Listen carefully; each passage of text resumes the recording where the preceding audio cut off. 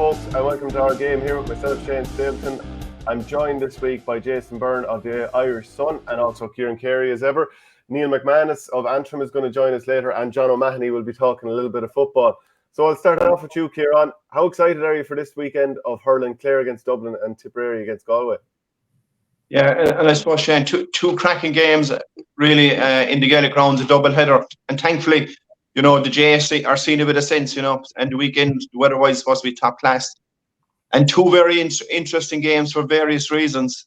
And I suppose Dublin, really, when you look at Dublin, for me, at any given day, they're capable of beating anybody, but they just appear to lack a bit of consistency and a bit of mental toughness. They had Galway on the racks there in the first half, and, just that bit of softness didn't follow through. But yet, and they kind of, showed that same frailty in the first half against Carlow. And fair play to Carlow, they delivered them for the first half, and it took the second half for Dublin to come out and actually put them away. The Tipperary Galway game, I suppose, looking at that fixture, Shane, for me, a lot of this is going to come down to pins and legs. Tipperary, to be fair, after having an outstanding year, a very good year for the first year for Cahill, bar one match, which was the Waterford game. And they're after fairly putting that right in the last game against Offaly. You only can play what's in front of you, and they're absolutely ruthless with their performance. Yeah, Jason, what are you thinking this weekend? You were at Tip Offaly last weekend, so you got a fair flavour of what Tip are like and also what Liam Cahill had to say afterwards. Yeah, just as Ciaran was saying there, ruthless would be the word, Shane. At half time when they were so far ahead, you were thinking, okay, he'll run the bench here, he'll move back down a couple of gears and start looking at next weekend. But they just kept on coming and kept banging in the goals. And I think they had 13 different scorers. Connor Stakelin was excellent. I think he got 6 points from play. Jake Morris got a hat trick. They just kept coming and didn't give Offaly any mercy at all. And Liam said after the game he wanted to get that Waterford game out of the system. That's what it was all about. And they were just never going to stop. And they kept on coming with the goals. And, Galway have taken a fair kicking since that Leinster final. In fairness to Pádraig Mannion, he stood up and faced the media a couple of days after that, after that kick clearance went straight to Killian Buckley. And yeah, it's interesting. A lot of people are saying you don't know which Galway team are going to turn up, but nothing brings the best out of them like Tip in a knockout championship game. So it'll be someday inside in the Gaelic grounds on Saturday. Yeah, Ciaran, I was just looking at the stats there. In 11 of the last 15 meetings between Tip and Galway, there's been just, I think, one score between them, and 3 of the last 4 have been separated by 1. So irrespective of how people think Tip are going and Galway are going, these are neighbours. They love rutting antlers with each other. It's going to be tight. Oh, without a doubt, Shane. And even go back to Jerry McInerney, Pete Finnerty, Fox in English days, they would have crossed swords a lot back then. So this particular game appears to be its own little identity in itself. And, and I suppose, when you look at the weekend, like the tip squad presently at the moment under Cahill, the one thing that I spotted at the start of the year, they appear to be a lot more fitter, a lot more sharper, a lot more hungrier. He's playing a lot of young guys, whereas Galway are slightly different. A very seasoned campaign, a very, I suppose, a team that's very seasoned, has been on the go for the last number of years. So I think Cahill will be looking for joy Saturday night, especially if the weather is hot. But as you rightly pointed out, all of that could go out the window Saturday night. But if Tip stick to their guns and stick to the blueprint up to now, I'd give them a great chance. And Tipperary haven't beaten Galway since 2016. There was that run, Jason, of brilliant matches between Tip and Galway. 2014, I think Galway were up by 6 and Tip had a big rush late on to sort of pull away a little bit. 2015, I think that was the day Shane Maloney got that famous winner after Joe Canning's diagonal. And this game went down to the wire. 16 was the day that Bubbles came on and scored that brilliant goal. I think John McGrath assisted and he sort of smacked it into the ground right on the end line. And then 2017 was that, the famous photo of Joe Canning smiling and as his ball is going over the bar and they go on to win the All-Ireland. These games are crackers. They're absolutely unbelievable. And I think the one thing that Galway looked to really target is that Tip defence, given that they conceded 3-18 against Offaly. Now, the penalty was quite soft, but the fact that they did concede 2 other goals, I'm sure Liam Cahill wasn't very happy with that. I'm sure they'll be doing everything in their power to get Cahill Barrett back in the pitch at the weekend. Ronan Maher went off with a knock as well, so they'll be praying he's okay. And just the short turnaround can definitely cost teams at this time of year, and we've certainly seen that, like, you know, with Limerick, like with Declan Hannon, you know, like that's, you know, that's just the nature of the season. Now, if you pick up an injury, it can just rule you out for the whole thing. So it's going to be absolutely class. I can't wait to see what's going to happen. You know, from a Galway point of view as well, they'll be so disappointed with that Leinster final, just the way they lost it, the nature of it, last puck of the game. Like, it's just a heartbreaking way to lose. But, you know, they done so much right in that game as well. Like, I thought Conor Whelan was just exceptional, and you know, when he's on form, he's just so difficult to stop. So, you know, he's going to be a massive challenge alone for Tip. Like, even though that, you know, Joe Canning hurt them so many times in those big days at Croke Park, I think when Whelan's on form, he can really produce the goods, because, you know, the likes of Conor Cooney maybe hasn't been at his best this year. So, but when someone like Conor Whelan can get into his full stride, he's just very, very hard to stop. And, you know, the fact that the Tip racked up such a big score as well, like, you know,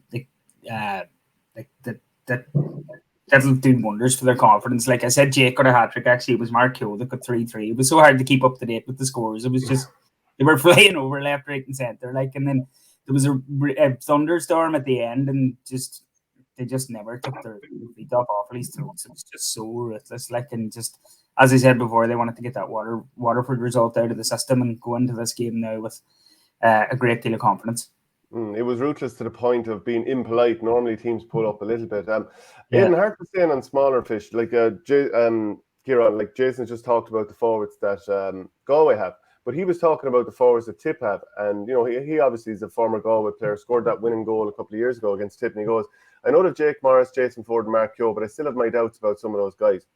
When Galway bring the fight on Saturday, I don't know if these boys will be ready for it. I'd love to see Brian Kincannon, Whelan, Cathal Mannion going down the throat of Tipperary, testing Brian O'Mara, testing the backs, testing the Mahers, testing Breen. Can he take 2 or 3 guys running at him? He still looks a bit uncomfortable for me at full back. There'll be a real test for him if we can go down the middle. So Aidan Hart very much sees weaknesses in this Tipperary team. Ciaran, do you think he's making some fair points? I suppose when you look at it from this point of view, Shane, what we're discussing here, I suppose the tradition that's between Tipperary and Galway down through the years. Galway would like to come with that mentality and probably would upset Tipperary.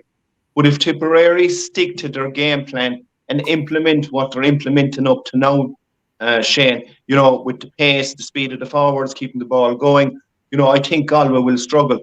And, you know, the corner forward, I totally agree with your speaker there. You know, Whelan was outstanding, but the other corner forward, Nadel, I can't give his name the last day. Nyland. He got 4 or 5. What's his name again? Nyland. Yeah, I thought he was outstanding. You know, it's the first time I've seen. Yeah, they have a bit of a gym, and this guy, he takes a bit of watching, you know, and he's not afraid to come out in the middle of the field, gather his own ball, win his own ball, you know. But I still think that, Shane, obviously that's coming from a Galway perspective, and I suppose, you know, it would suit Galway if kind of Galway turned this into a bit of a battle. And we kind of, the Tipperary Galway games of old, let's go down that road, see how we get on. I think that's possibly their only chance. But I think if Cahill goes about his business, open it up, stretching and keep the ball move as quick as he can, you know, it's inevitable, Shane, with the forwards Tipperary have, they're going to get joy and they're going to hurt Galway during the spells. But I suppose it's how much they're going to hurt them when they have the spells. Yeah, I'm just going to bring up on the screen here my predicted sort of 15s here. You know, it might be a little bit different come today, but is Cathal Barrett going to mark Brian Kincannon, or will he come out on Conor Whelan? I think in the past, Tipperary have great success when Barry Hefflin's been fit and he's marked Conor Whelan. He's done a great job in him a couple of times.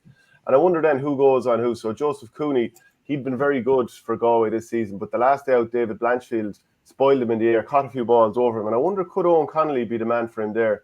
But perhaps Owen Connolly be closer to his own goal on Kevin Cooney. So there's some matchups here that I think are crucial, and including this one, Ciaran. Pádraig Mannion has been moved into the full back line an awful lot recently because, to my money, they don't fully trust their full back or their corner back options. So he's back marking a pacey guy. I don't know if he'll like marking Mark Keogh. I don't know if Gerard McInerney will like to mark Jason Ford, because I don't see Seamus Callanan starting this game, Ciaran, because he's been really, really good this year at times, but he is an older player. He's played, like, he wasn't particularly brilliant against Waterford. it's probably more beneficial to use him off the bench and bring Gerard O'Connor back in for a start again, assuming he's fully right. But are there any matchups or areas that you think are key, Ciaran? Well, from a Tipperary point of view, Shane, they will go about their business up front as usual. But you're particularly right with, and I said it the last time, like Gerard McInerney and Daithí Burke, two outstanding players.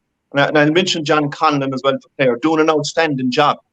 But the bottom line here is you need to be able to get around the field in the modern game if you're going to kind of cut out a bit of grass, cut out a bit of space. So if anything, I think it's Tipperary that will be asking the questions here earlier on probably Daithí Burke and on probably Gerard McInerney. And they'll want to kind of test them earlier on and test their legs. That's the way I'd probably see it going. So from a Tipperary point of view, I don't think it'll be a concern up around the forwards. But for Galway, there will be a lot of thinking around that. But you're right with Jamie Conlon. But to be fair to him, he looks very fresh this year, very fit. And, anytime I saw him this year coming off the bench, he did look kind of dangerous. So I think, up to say about the old Dine West, Shane, there's a little sting left in him, yes. So, they're probably holding back, because as I said, he looks very fit, looks very fresh. And, he's probably saying to himself, right, I have one more cut at this now. Let's give it everything I got. So, he could be a trump card as well in the background. Yeah, I'm wondering, is Cathal Mannion going to be dropping back like he did the last day? And, how will Tipperary look to exploit that? Because I don't think he has massive defensive instincts. And I think he's a brilliant forward. And Jason, in some ways, Tipperary have been nearly delighted to see him 90 yards from goal.